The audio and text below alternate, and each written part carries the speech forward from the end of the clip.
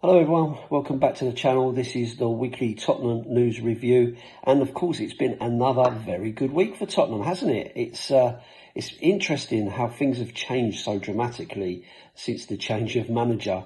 So let's start off with Brighton coming from behind, 2-0 down against the run of play, it has to be said, and Tottenham managed to grind out that result and actually could have gone on and won that game.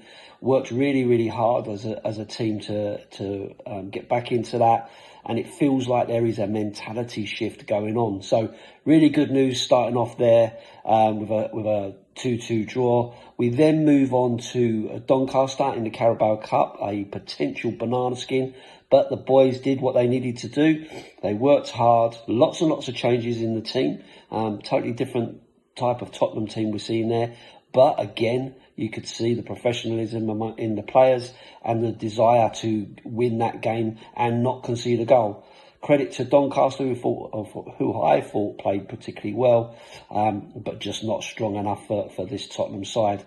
A couple of other things that are going on, of course, lots of talk about the return of Radu Jagusin, Kota Takai and Dominic Solanke, who are all back training. Which is really positive news, and will bolster that squad, certainly in that back line, to give Van der Ven and Romero a break when required.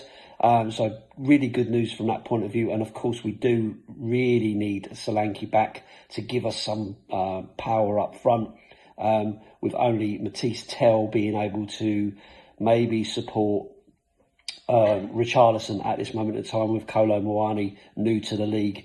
So it would be great to have him back in his efforts, running deep and so on. Reports that Kulu, Thomas Frank has said that Kulu may be back before the end of the year. That could be really good news if that was to happen. Of course, it will take time for him to get back to speed.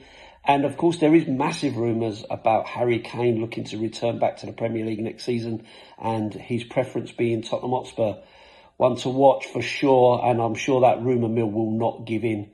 And finally, just to finish off, there is massive talk of a takeover with American investors looking to spend somewhere in the region of £4.5 billion buying Tottenham and buying players to support their onward progression.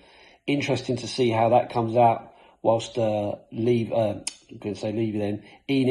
the Lewis family are still maintaining that Tottenham are not for sale.